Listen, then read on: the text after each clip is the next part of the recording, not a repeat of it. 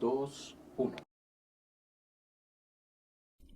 Del Evangelio según San Lucas, capítulo 13, versículos del 1 al 9. En aquel tiempo, algunos hombres fueron a ver a Jesús y le contaron que Pilato había mandado matar a unos galileos mientras estaban ofreciendo sus sacrificios. Jesús les hizo este comentario: ¿piensan ustedes que aquellos galileos, porque les sucedió esto, eran más pecadores que todos los demás galileos? Ciertamente que no. Y si ustedes no se convierten, perecerán de manera semejante. Y aquellos 18 que murieron aplastados por la torre de Siloé, ¿piensan acaso que eran más culpables que todos los demás habitantes de Jerusalén? Ciertamente que no. Y si ustedes no se arrepienten, perecerán de manera semejante. Entonces les dijo esta parábola: un hombre tenía una higuera plantada en su viñedo. Fue a buscar higos y no los encontró. Dijo entonces al viñador: mira, durante 3 años seguidos he venido a buscar higos en esta higuera y no los he encontrado. Córtala. ¿Para qué ocupar la tierra inútilmente? El viñador le contestó: Señor, déjala todavía este año. Voy a aflojar la tierra alrededor y a echarle abono para ver si da fruto. Si no, el año que viene la cortaré. Palabra del Señor. Queridos hermanos, el día de hoy, 22 de octubre, la Iglesia está celebrando la memoria de San Juan Pablo II. Creo que es un santo que muchos conocemos, que lo queremos, lo amamos mucho, porque es el Papa con que creo yo que la mayoría nacimos, crecimos y llegamos a conocer de una manera muy especial. El Papa Juan Pablo II aquí en nuestro país vino 2 veces. Vino en el año 1983, mientras estábamos en el conflicto armado, y volvió a regresar en el año 1996, que para una institución aquí en nuestro país, que es Radio Paz, es también algo que marca, porque fue el nacimiento también de esa radio que se ha convertido en una de las radios más fuertes de transmisión católica de nuestro país. Y es por eso que el patrono de la radio es San Juan Pablo II.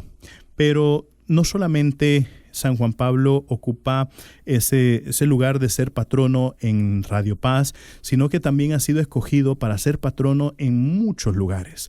Y dentro de esos lugares ha escogido para ser patrono en las distintas jornadas mundiales de la juventud. Y es bien importante y bien hermoso ver cómo se ha escogido al Papa Juan Pablo II como el patrono de la Jornada Mundial de la Juventud, primero porque fue él quien instituye las Jornadas Mundiales de la Juventud en el año 1984, y aparte de eso por el carisma muy cercano que tenía con los jóvenes. Yo creo que hoy en día, queridos hermanos, tenemos que invocar mucho la intercesión de San Juan Pablo II por la juventud, tenemos que invocarla por la niñez también, y tenemos que invocarla por la protección de la Iglesia.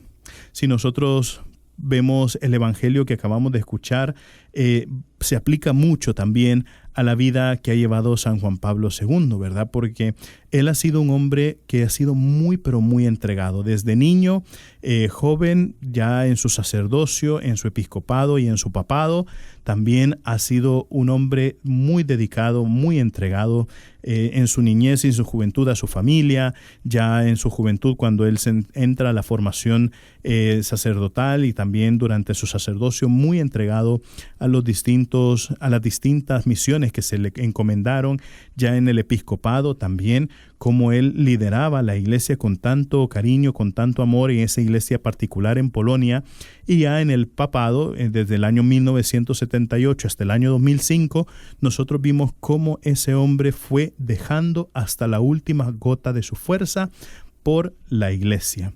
Y entonces, aparte de eso, pues vimos cómo él sufrió mucho las enfermedades, los atentados, los golpes que le vinieron en la vida, y a pesar de eso, él nunca desfalleció, nunca se quejó de esas circunstancias concretas, sino que todavía eso lo impulsaba a cumplir la misión con toda mayor fuerza. Uno podría pensar, ¿no? Después de tanto sufrimiento, de perder a sus dos padres, de perder a su hermano, de vivir la guerra mundial, de perder a sus amigos, de estar metido y sumergido en un ambiente de sufrimiento, uno cómo podría simple y sencillamente tirar las cosas al suelo y darse por vencido. Pero eso no fue Juan Pablo II, sino que eso le impulsó todavía más a predicar siempre el amor de Dios, que él mismo hizo vida en medio del mundo. Pidamos esa intercesión siempre de San Juan Pablo II para que nosotros siempre podamos llenarnos de ese amor, incluso en los momentos más difíciles de la vida. Recuerden, mis queridísimos hermanos, nosotros somos lo máximo para Cristo. Así sea.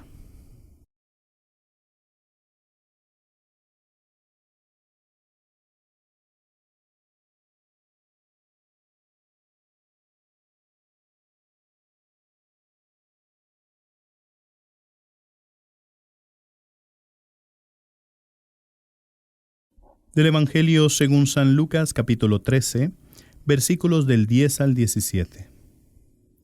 Un sábado estaba Jesús enseñando en una sinagoga. Había ahí una mujer que llevaba 18 años enferma por causa de un espíritu malo.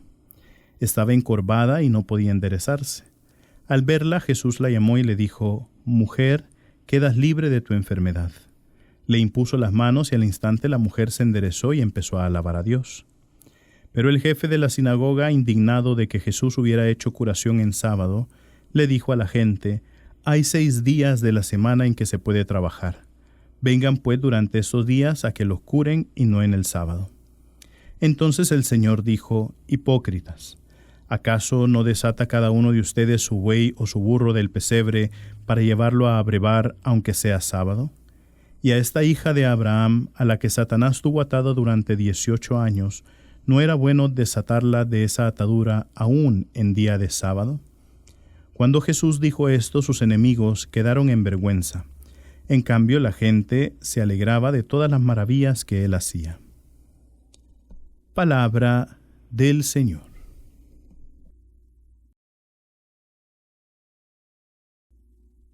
Queridos hermanos, yo creo que ya veníamos escuchando desde hace varias semanas ese discurso fuerte o esas denuncias fuertes de Jesús hacia los fariseos, hacia los escribas, hacia los doctores de la ley, hacia los sumos sacerdotes, donde él les decía que solamente se fijaban en el aspecto exterior y se olvidan del aspecto interior.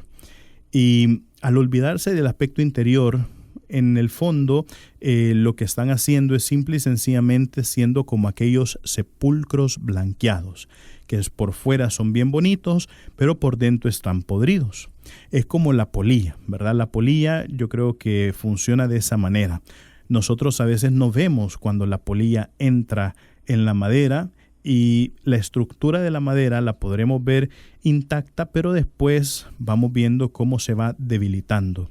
Yo me recuerdo que en una de las parroquias en las que estuve, tenía apenas un mes de haber estado yo en la parroquia, y esa parroquia tenía un estudio, y en el estudio había una mesa de madera que tenía sobre ella un niño Dios hermosísimo. Un día, estando yo ahí en mi cuarto, escucho un ruido muy fuerte que venía del estudio y salí yo un poquito asustado pensando de que era lo que había pasado, ¿verdad? Y veo que la primera cosa que veo ahora fue el niño Dios caído en el cielo decapitado, porque una de las patas de la mesa había cedido por la polilla. Yo cuando había visto la mesa, en un primer momento había dicho: esa mesa está muy bien. Pero es ahí lo que vemos, ¿verdad? O sea, cuando nosotros no cuidamos el interior, queridos hermanos, es como esa polilla que nos va carcomiendo, a modo tal de que llegará un momento en que nosotros ya no vamos a aguantar y nos vamos a desplomar completamente sin fuerzas por eso mismo, porque no hemos cuidado nuestro interior. Y ahora, pues el Señor lo ha demostrado también. Hemos visto cómo ha curado a esta mujer que estaba 18 años atada, enferma por esta posesión de este espíritu inmundo, y la primera cosa que le sucede al que está en la sinagoga es enojarse. ¿Por qué? Porque la ha curado en sábado. Imagínense, yo creo que nosotros lo vemos como algo absurdo, ¿verdad? ¿Cómo va a ser posible que éste se enoje en vez de alegrarse porque después de estarla viendo por año tras año, por 18 años, enferma, atada, ahora venga el Señor, venga Dios mismo a liberarla de su esclavitud? Queridos hermanos, a veces nosotros hemos escuchado esta expresión que dice, no hay peor ciego que el que no quiere ver. Y a veces nos sucede así, Vemos grandes cosas que suceden a nuestro alrededor por misericordia de Dios y a veces por estar empecinados en una cosa en particular no queremos ver esa maravilla o esa bendición por parte del Señor. No endurezcamos el corazón, no dejemos que la polía carcoma nuestro interior y que vaya lastimando poco a poco nuestra alma. Recuerden, mis queridísimos hermanos, nosotros somos lo máximo para Cristo. Así sea.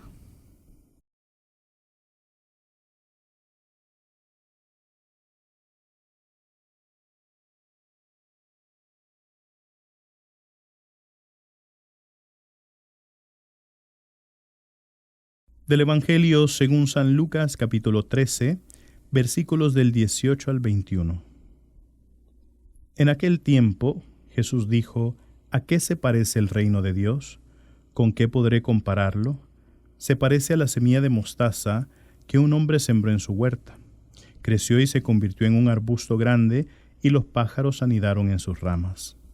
Y dijo de nuevo, ¿con qué podré comparar al reino de Dios? Con la levadura que una mujer mezcla con 3 medidas de harina y que hace fermentar toda la masa. Palabra del Señor. Queridos hermanos, una vez entré yo al gimnasio y quería usar una máquina para levantar un poco de peso, y justo antes de mí había estado una muchacha que podríamos decir que era la mitad del Padre Fer, ¿verdad? Tanto en peso como en estatura. Entonces vine yo, me senté sobre la máquina y quise levantar el peso que ella había dejado. Y me costó muchísimo, a tal punto de que tuve que modificar la cantidad de peso y tuve que ponerle muchísimo menos para poder hacer el ejercicio. Y me sorprendió mucho porque, así como les he dicho, esa muchacha era prácticamente la mitad del Padre Fer, ¿verdad? Entonces, tanto en peso como en estatura, una muchacha muy pequeña, pero que tenía muchísima fuerza, ¿verdad? Y eso me dejó muy, pero muy sorprendido. Y entonces, hasta tal punto de que no me la creía, porque yo hasta me llegué a imaginar que el peso que ella estaba levantando quizás era más de lo que ella realmente pesaba, ¿verdad? Entonces, hoy justamente el Señor nos ha dicho eso, cómo el reino de los cielos actúa de esa manera, como una semilla de mostaza, como un poco de levadura, y cómo eso tan pequeño puede llegar a ser algo tan grande, tan hermoso, tan maravilloso como darnos la salvación. ¿Qué fue o cuántas palabras tuvo que decir la Virgen María cuando el ángel Gabriel llegó a anunciarle? La Virgen María no tuvo que presentarle un discurso, no tuvo que hacer una respuesta elaboradísima, sino que la Virgen María dijo una sola palabra, pequeña, de 2 letras, sí, ¿verdad? Y así nosotros podemos encontrar muchos ejemplos en la Escritura donde la respuesta de aquel que recibe la palabra es simple y sencillamente una respuesta sencilla, pequeña, pero que el Señor de eso saca algo grandioso, saca algo hermoso, y así funciona el reino de Dios.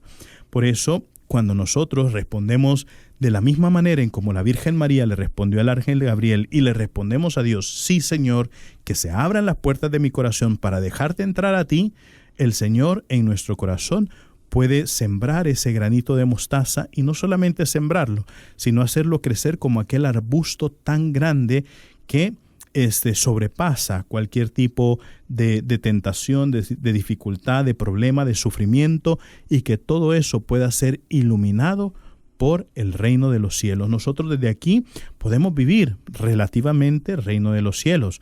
Obviamente no lo vamos a vivir de forma completa, pero sí vamos a vivir el reino de los cielos con esa felicidad relativa que nosotros consigamos aquí en la tierra, la vamos a conseguir en la plenitud cuando lleguemos al cielo. así como nos ha dicho San Juan, nosotros aquí somos como niños, pero cuando lleguemos al cielo, nuestra verdadera patria, ahí seremos como adultos y veremos las cosas tal cual como son y experimentaremos la felicidad como realmente es. Recuerden, mis queridísimos hermanos, nosotros somos lo máximo para Cristo. Así sea.